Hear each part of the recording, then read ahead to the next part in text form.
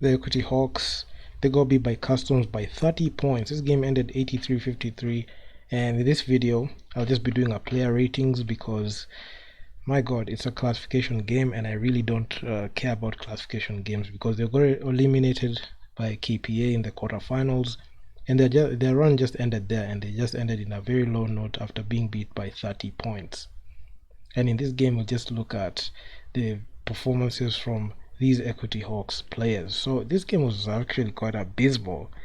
Melissa Otieno, my god, she had 2 points in 21 minutes played, 1 of 6 shooting, 0 for 4 from downtown. She did absolutely nothing, and she was tied with Malu Irebu Grace for the highest negative plus minus one, -25. So this is a player you cannot even trust down the stretch. I mean, they're very inefficient. I don't know if these players play if you look at the stat sheet, because if you're looking at the stat sheet and you gauge the performance of these players, majority of them will be out of the team very fast. Mary Lisa, 3 points. I mean, 12 of 5, 12.5%, 1 of 8 shooting, 1 of 5 from downtown. So very inefficient. She had 7 turnovers. She led this game with 7 turnovers. This is the highest stat that she recorded in the whole stat sheet. I mean, she had more turnovers than assists, rebounds, steals, points, if you look at them individually. So that was just that was just insane. Then we got Debbie, 17 minutes played, 5 points, 2 of 5 shooting. Virtually it's the same performance.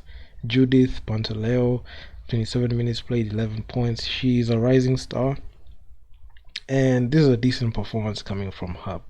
And you could see she only had 1 rebound and 1 steal. Those are the stats that in the other stats, 1 personal foul, 1 turnover. Man, it's tough. Got Marianne Wanjiku, 24 minutes played, 12 points, 75% shooting. There's actually an improved performance from her side. At least she was efficient in this game. Then Christina Kenyan, 2 points. Betty, she played north of 28 minutes and had 0. She had nothing. She only had 7 assists and 5 personal fouls. She was straight up Dennis Rodman in there. And she led the team in personal fouls in this game. So yeah, I mean, I'll just look at our main people. Let's start with Melissa Otieno. So looking at her performance, you can see she averaged 9.6 points, 2.7 rebounds, and 4.6 assists. And given like the way she has been playing, she is actually one of the most inconsistent players I have seen. Let's just wait for these things to load. But man, these 2 points is just crazy, honestly. You would expect this player to be able to like have a better performance than this, but I mean, it's a given. I even made a post saying that the Equity Hawks struggle against elite teams, and it is true. This is the interclub game, 8 points, Aspark 21. RG was elite against Equity.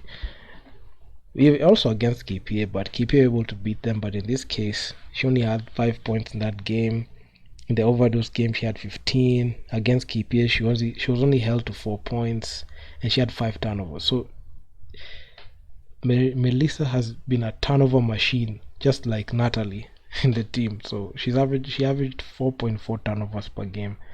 Even with like even with like the whole trying to like be the main facilitator, she couldn't be able to like take care of the ball pretty well.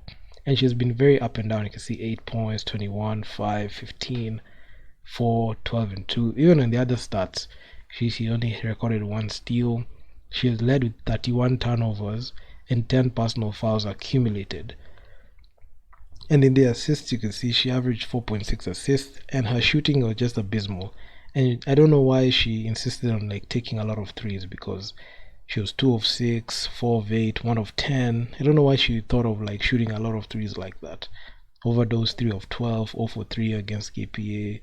The only time she shot well was against Aspak and this team in the classification game, University of Douala. So overall, I can just give her a solid 2 out of 10, just because she's the team captain, and that's that. She's just 2 out of 10. Mary Lisa, I mean, she has literally struggled to be able to even do anything significant in this game, because you can look at this game, 25 minutes played, all that minutes and all that attention she's given, and yet she cannot be able to like even do anything significant on the court or given like that chance. You're seeing players playing north of like 25 plus minutes, and you can see their production is just abysmal. It's like there are no other options. She was even listed as a DNP in the University of Douala game because of how poor she was. In the interclub game, 5 points, 1 point. Even looking at the shooting splits, it's just poor, man. Like, it's just very poor. And she's a turnover machine as well, averaging 4.2 turnovers. I mean, she just is not a good fit for this team. She should just stick to the ZTEC Sparks. For this performance, I'll just give her a strong 0 out of 10. Even same case to Debbie, because Debbie, oh my god, she's 33 years. Even, let me check out Mary Lisa's age. So Mary Lisa, she's 22 years, but her performance was just 0 out of 10. Debbie, she's 33. Her performance was just poor. I don't even know why she's given minutes like that. All that attention and you yield this performance. 3 of 5, 1 of 3, 8 points, 2 points, 0 points back to back. 10 points against KPA. That's the only highest scoring game. Then these others, 4 points, 5 points, shoe size numbers. I give her a strong, can you just give her a strong 0 out of 10. Judith, 21 years of age. I can say she, after that overdose game that she played, even hit that buzzer beater, I feel like she kind of changed up the way she played, because in the first game she was not being trusted, especially when it came to on offense. But you can see after this game everything changed, because she was just trying to find a way. But against KPA she was guarded heavily, but in the classification games that's the only time she was able to play well. And in the turnovers, she's averaging 2.3 turnovers per game, but she has averaged overall 10.1 rebounds and 5.6 assists and 1.3 assists, 5.6 rebounds and 1.3 assists. So decent numbers and decent statistics given the whole situation of how things are. But she is one piece that the Equity Hawks need to build around and just get rid of all these other deadwood on the team. Rachel Odhiambo, I don't even know what she did on the court, because my god, too many inconsistent players on the team. Look at her. 9 points. 9 points accumulated. 0 points, 2 points, 4 points, 0 points, 3 points, 0 points, nothing. A strong 0 out of 10. I need not even explain myself as much. Then we've got Marianne. I just had high hopes for this lady, because I felt like she was a player that could do it. This is a player that has the ability to be able to dominate, because you have seen her play 3x3. I don't think that you should question her half-court offense that much, but sometimes her decision making is not the greatest, and she has some flashes of she has her moments of good plays, but unfortunately they're not much. She's 23 years of age, and you could see when she's put under pressure, she's not able to have good decision making to be able to be efficient. So yeah, she averaged 7.1 points per game, 3.3 assists, and she had 8 points, 11 points the Aspa game. Reg held her to 3. In the overdose game she had 0. I mean, very inconsistent. This is a player that's supposed to be at least averaging 12 points per game, because she has the size and she has the ability to do that. Especially if she's able to play to her strengths, she can do it. But for this performance, and given the way I ranked her, I'll just give her a strong 1 out of 10. 1 out of 10. Betty, I'll give her a 0 out of 10, because honestly she's too inconsistent. Not saying that she can't play, but honestly, given how much experience she has, especially playing for the national team for a couple of stints, this is not acceptable. 28.8 points per game in a closeout game in the classification game to take the 5th spot. 0 points, 0 for 7, 7 assists, 5 personal fouls, 2 turnovers. That's not good enough. It's not good enough at all. She's too inconsistent for any team to rely on her. In the interclub game, 4 points. And Aspark 16. In the REG game, 8. Overdose 17. She's only been able to be consistent in this 3 game span, but you can see like 4 points, 16. Even her shooting splits are so suspect. 1 of 8, 5 of 14, 3 of 10. You can see 7 of 10. She was actually quite good in this game. So only if she could be this consistent, she would rank higher. But unfortunately, she's not that lady. In the final game, she played 28 minutes.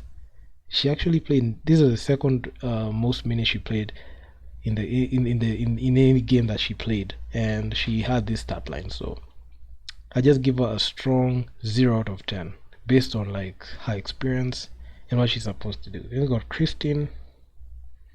My God, just the definition of inconsistent. Honestly, just being consistent, taking care of the ball, and trying to know where you're supposed to play. I believe that the player has to talk to the coach and tell the coach how efficient they can be if they're given certain situations. They're not plays that are drawn for for her at all.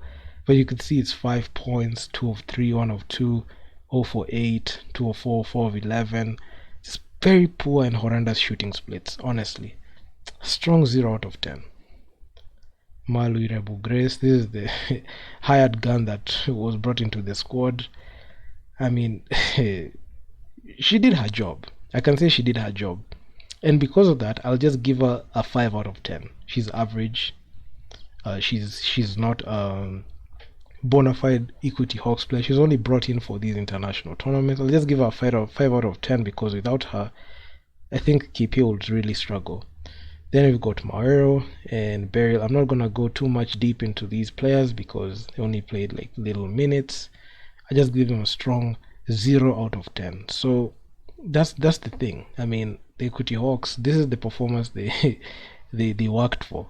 Even I didn't think they worked for because they got swept by the Tech Sparks before people forgot, and they were not legitimate to even make it to Zone 5. They only made it because they had the money to do it, and they brought in a couple of ZTech Sparks players into that Zone 5 run, and they brought in Mary Lisa in this run in Alexandria. So yeah, I mean, overall the whole team, I just give them a strong 1 out of 10. 1 out of 10. I know KP, I didn't do a team rating, but in KP I'll give KP just because they made the finals. I'll give them a 5 out of 10, an average rating. So yeah, I mean, that's the whole rating I'll give this team because oh my God, I expected more. I expected them to at least even get the 5th spot and not lose the final game like this by 30 points. Look at, they were only held to 7 points in the 4th quarter, which is quite embarrassing for a team that is the quote-unquote best team coming from Kenya. And considering the fact that Kenya was sent 2 teams, this was such a poor performance because every time you look at KPA in this tournament, you also have to look at the Equity Hawks. And if you look at this team, like the way they're just bottom feeding like this, not a good look at all. So that's just my opinion. So if you guys look at this, give me your feedback down in the comments on what you think. And I'm out. Peace.